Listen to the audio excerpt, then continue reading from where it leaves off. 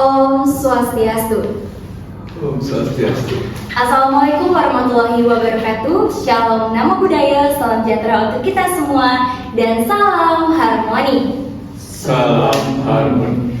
Baik, sebelumnya perkenalkan nama saya Putu Suci Budiasti. Jadi di sini saya akan mewawancarai ketua dan wakil ketua HMSDP masa bakti 2026-2027. Sebelumnya, untuk ketua dan wakil ketua HMSDP bisa memperkenalkan diri terlebih dahulu.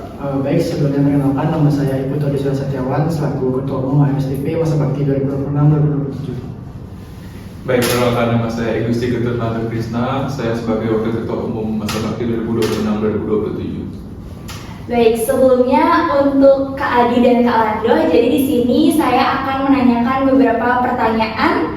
Untuk kakaknya, apakah sudah siap untuk saya tanyakan? Sudah siap.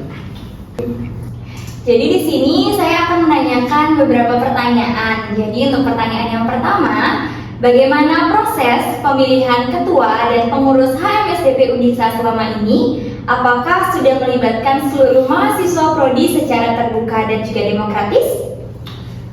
Sudah, untuk pemilihan ketua pada saat ini itu dilakukan secara bermusyawarah di acara pemilihan dan musma, dan untuk perekrutan fungsionaris HMSDP itu akan dijelaskan dengan saya. Oke, Kak Anda?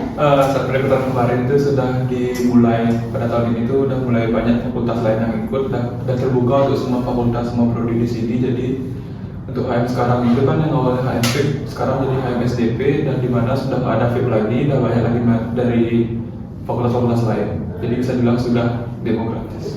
Oke, berarti sudah demokratis untuk pemilihannya ya. Lanjut ke pertanyaan kedua. Jadi bagaimana mekanisme pengambilan keputusan di internal organisasi, terutama jika terjadi perbedaan pendapat yang cukup tajam di antara pengurus saat rapat? Yang pastinya bahkan keputusan terbaik pun itu tidak akan bisa menyenangkan semua pihak. Jadi kami pastinya selalu akan melakukan rapat untuk menentukan keputusan di mana semua pihak itu bebas berpendapat agar kita bisa mencapai demokrasi. Oke, untuk kaliannya? Sama untuk pengambilan pihak di internal ini, kita melakukan musyawarah internal kepada anggota untuk mendapatkan hasil yang tepat dan sesuai. Oke, untuk pertanyaan selanjutnya Kak, jadi bagaimana cara HMSDP ini memberikan ruang bagi mahasiswa umum yang dimana itu non-pengurus untuk menyampaikan aspirasi, kritik, dan saran terkait kebijakan prodi maupun juga organisasi? Baik, dari kami itu ada di akhir kepengurusan program kerja kami yang namanya musyawarah mahasiswa, di mana di sana mahasiswa boleh berpendapat terkait kinerja HM dalam 1 tahun kepengurusan, baik mau memberikan saran maupun masukan. Oke. Sama-sama. Oke. Baik, jadi kita akan lanjut ke pertanyaan yang keempat. Jadi menurut kakak-kakak, sejauh mana nilai-nilai kesetaraan dan keadilan itu diterapkan dalam pembagian tugas dan wewenang di internal HMSDP ini? Baik, jadi saya jawab saja. Jadi sudah lumayan cukup jauh. Di awal kita menjabat itu kita sudah membuat 5 bidang. Ada bidang 1 itu bagian bidang akademik, bidang 2 akademik, dan bidang 3 itu bagian kesejahteraan mahasiswa, bidang 4 bagian bakti sosial, dan bidang 5 itu bagian forum komunikasi mahasiswa. Jadi di sana itu sudah ada koornya sendiri, di mana mereka juga memiliki anggota. Setiap koor itu 8 sampai 12 anggota. Jadi kita hanya memberi job desk kepada koor-koornya saja, dan nanti koornya langsung yang mengarahkan anggotanya di tiap bidang. Oke, berarti setiap bidang itu sudah memegang porsinya masing-masing terkait job desk-nya ini ya? Iya. Oke, baik, untuk pertanyaan selanjutnya, itu apa saja hak-hak yang seharusnya didapatkan oleh pengurus setelah mereka berkomitmen meluangkan waktu di organisasi, dan apakah hak tersebut sudah terpenuhi dengan baik?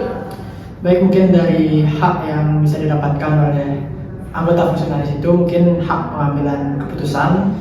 Jadi mereka berhak untuk mengambil keputusan, dan yang kedua itu mungkin hak bebas berpendapat. Jadi anggota fungsionaris itu bebas memberikan masukan ataupun saran. Oke, untuk kalian sendiri?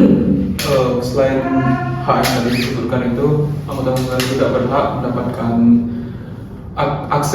free akses ke fasilitas organisasi, yaitu ada sekret HM. Jadi mereka bebas masuk ke sana dan menggunakan mungkin lemari di HM atau ruangan di HM.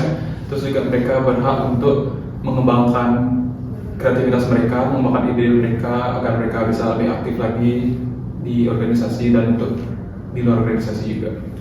Oke, baik, untuk pertanyaan selanjutnya, pertanyaan ke-6, apa saja kewajiban utama pengurus dalam mengemban amanah organisasi dan bagaimana bentuk tanggung jawabnya jika ada program kerja yang tidak berjalan sesuai dengan rencana? Baik, untuk kewajiban pengurus fungsionaris itu mungkin bisa bertanggung jawab pada kegiatan yang mereka lakukan, kemudian juga melaksanakan program-program yang sudah ditentukan. Terus untuk program yang tidak terlaksana itu mungkin bisa dijelaskan oleh ketua ASN. Baik, mungkin jika program kerja itu tidak berjalan sesuai rencana, pastinya kita akan melakukan rapat evaluasi terkait program kerja itu apa saja yang menjadi kendala sehingga program kerja itu tidak berjalan sesuai rencana kita, seperti itu. Jadi setelah kita melakukan rapat evaluasi, jadi kita bisa memperbaiki apa saja kesalahan dari program kerja kemarin. Baik, kita lanjut ke pertanyaan selanjutnya. Jadi terkait dengan mahasiswa umum Prodi SDP, bahwa kita tahu SDP ini sudah banyak sekali terdapat program studi. Jadi apa saja hak pelayanan atau manfaat nyata yang mereka dapatkan dari keberadaan HMSDP ini? Mungkin misalnya bantuan akademik, informasi lomba, atau lain semacamnya. Baik, jadi manfaat nyata mahasiswa SDP dan fungsionaris yang dapatkan itu pertama itu akses informasi terkait lomba-lomba akademik dan lainnya itu melalui IG HMSDP. Jadi mereka bisa melihat langsung di IG HMSDP. Kemudian mereka juga bisa kemudian kita juga mewadahi suara-suara mereka, pendapat mereka, dan yang bisa kita sampaikan langsung ke direktur atau pendamping, dosen pendamping. Untuk tadi sendiri, kami juga mewadahi informasi terkait beasiswa untuk mahasiswa yang ada di SDP ini. Mungkin contohnya itu KIPK, jadi kami yang mencari informasi terkait KIPK, setelah itu baru kami mengirimkan ke mahasiswa. Oke, baik, kita lanjut ke pertanyaan selanjutnya, ke pertanyaan 8. Jadi bagaimana bentuk transparansi atau keterbukaan informasi, mungkin seperti laporan keuangan atau evaluasi kegiatan dari HMSDP itu sendiri, agar seluruh mahasiswa di lingkungan SDP itu bisa mengetahui performa organisasi dari HMSDP ini? Mungkin seperti yang saya bilang tadi, di mana program kerja musyawarah mahasiswa yang dilaksanakan di akhir kepengurusan itu, di sana kita melaporkan tentang keuangan kegiatan apa saja yang sudah dilakukan. Jadi di sana mahasiswa akan tahu apa saja yang sudah kami lakukan selama 1 tahun kepengurusan. Jadi di akhir kepengurusan kita nanti itu ada namanya LPJ. Jadi LPJ itu laporan pertanggungjawaban kita selama kita menjabat. Itu nanti itu terbuka, jadi seluruh mahasiswa dan pasar itu diundang di audit nanti agar kita menyampaikan apa saja dana yang kita gunakan dan untuk apa dana itu. Oke, berarti sudah sangat transparan, sudah terbuka sekali ya Kak. Baik, kita lanjut ke pertanyaan 9. Jadi apa hambatan atau tantangan terbesar yang sering dihadapi oleh HMSDP dalam menjaga iklim demokrasi atau keadilan di lingkungan mahasiswa saat ini? Baik, jadi saya langsung jawab saja. Hambatan yang paling sering kita dapatkan itu kurangnya partisipasi mahasiswa SDP. Jadi seperti saat pemilu kemarin, mahasiswa yang datang itu sedikit dan memberikan pendapat juga sedikit. Kemudian juga partisipasi kegiatan lainnya seperti kegiatan bersih-bersih yang biasa kita lakukan hari Jumat itu, mahasiswa juga jarang datang. Yang datang itu juga sedikit. Jadi cukup sulit untuk mencari pendapat dari mahasiswa. Segitu aja sih. Mungkin hambatan yang paling sering kami rasakan itu susahnya mencari informasi dari kampus pusat. Jadi karena kita ini di kampus Uniksa, kampus Denpasar itu adalah perpanjangan tangan dari kampus pusat, jadi kadang-kadang kami terkendala di penyebaran informasi. Oke, baik, jadi kita langsung saja ke pertanyaan terakhir, yaitu pertanyaan ke-10. Jadi bagaimana upaya atau solusi yang biasanya dilakukan pengurus untuk mengatasi sikap apatis dari mahasiswa umum yang enggan menggunakan hak suaranya atau enggan terlibat dalam kegiatan prodi?